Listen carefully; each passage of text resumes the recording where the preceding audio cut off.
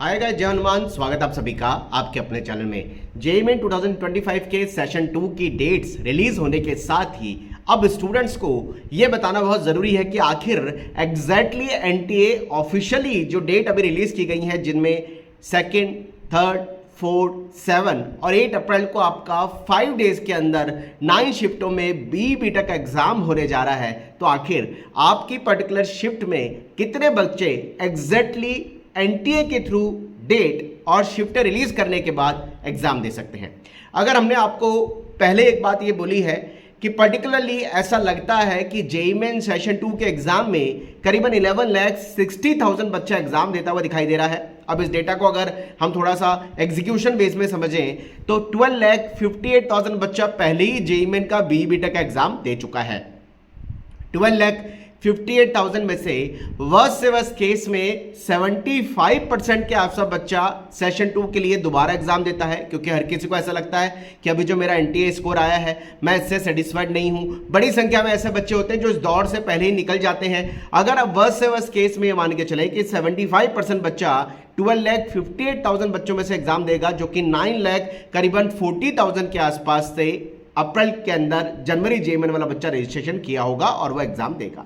और साथ साथ 2,70,000 बच्चों ने केवल अप्रैल एग्जाम के लिए as a new candidate, unique candidate नए एप्लीकेशन नंबर से फॉर्म भरा। और उसमें से भी क्योंकि अप्रैल सेशन में अगर 2,70,000 बच्चा फॉर्म भर रहा है, 95% बच्चा दोबारा से जेईई मेन सेशन 2 का जो बच्चा फॉर्म भर रहा है, सॉरी मैं इसको बोलूं कि सेशन 2 के अंदर जो 2,70,000 बच्चा फॉर्म भर चुका है उसमें 95% बच्चा एग्जाम कम से कम देता है, क्योंकि वो भरता उसी मोटो से है कि उसको एग्जाम देना है। यानी 9,43,000 बच्चा जेईई मेन का रिपीटेडली बच्चा है जो एनटीए स्कोर बढ़ाने के लिए एग्जाम देगा, और करीबन 2,50,000 के आसपास बच्चा ऐसा होगा जो यूनिक कैंडिडेट की तरह ऐड ऑन होगा। अगर इन दोनों को क्लब करता हूं तो वैसे तो ये संख्या करीबन 11,93,000 के आसपास तक पहुंच रही है। वर्स्ट से वर्स्ट केस में अगर मैं नंबर ऑफ स्टूडेंट को और रिड्यूस करता हूं तो 11,60,000 बच्चा केवल बी टेक के लिए जनवरी जेईई मेन के बाद अप्रैल सेशन में एग्जाम देता हुआ दिखाई दे रहा है।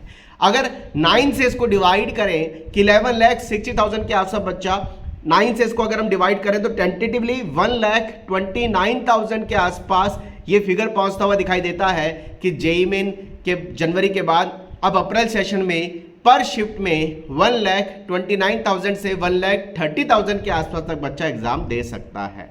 अगर इसको हम जनवरी जेईई मेन में पर शिफ्ट में कैलकुलेशन में लेकर के थोड़ा समझें, 12,50,000 बच्चा ने एग्जाम दिया, 10 शिफ्टों में बी टेक का एग्जाम हुआ था, तो उस समय करीबन 1,25,000 बच्चों ने पर शिफ्ट में एग्जाम दिया था जेईई मेन जनवरी में, और ये संख्या थोड़ी सी बढ़ सकती है क्योंकि एक शिफ्ट को रिड्यूस किया गया है। तो बच्चों करीबन जनवरी जेईई मेन के कंपैरिजन में पर शिफ्ट में थोड़ा बहुत बच्चा अप्रैल सेशन में पर शिफ्ट में बढ़ता हुआ दिखाई दे रहा है, क्योंकि 9 शिफ्टों में एग्जाम हुआ है और पर शिफ्ट में करीबन 1,27,000 से 1,30,000 के आसपास बच्चा बी टेक का एग्जाम देता हुआ दिखाई दे रहा है। हमने आपको एक चीज और बोली थी कि जनवरी के बाद अप्रैल सेशन में बड़ी संख्या में बच्चे जो जनवरी जेईई मेन से, जैसे मैंने बताया 9,40,000 बच्चा ऐसा होगा जो जनवरी जेईई मेन में एग्जाम दे चुका और अप्रैल में दोबारा देगा, तो वो अपनी गलतियों से सीख चुका है।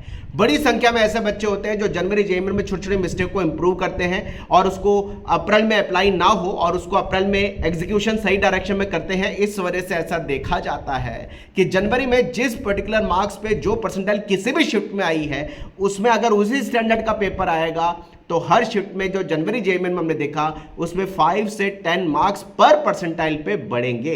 और कंपटीशन जेईई मेन जनवरी के कंपैरिजन में पेपर का स्टैंडर्ड भले ही उस पर्टिकुलर शिफ्ट में वैसा है जैसा किसी दिन में जनवरी जेईई मेन में आया था, उसमें कंपटीशन टफ होगा, ये आप मान के चलिए। तो पर शिफ्ट में आपके साथ जो बच्चे एग्जाम देंगे वो जनवरी जेईई मेन के कंपैरिजन में थोड़े से बढ़ेंगे और 1,27,000 से 1,30,000 के आसपास बच्चा पर शिफ्ट पे एग्जाम देगा। कमेंट बॉक्स में लिखिए अपनी क्वारीज। चैनल पर नए हैं जरूर सब्सक्राइब कर ले, बेल आइकन प्रेस कर ले ताकि लेटेस्ट नोटिफिकेशन और जब भी हम आपके बीच लाइव जुड़े वीडियोस आए वो आप तक पहुंच पाए। Wish all the best. जय हनुमान।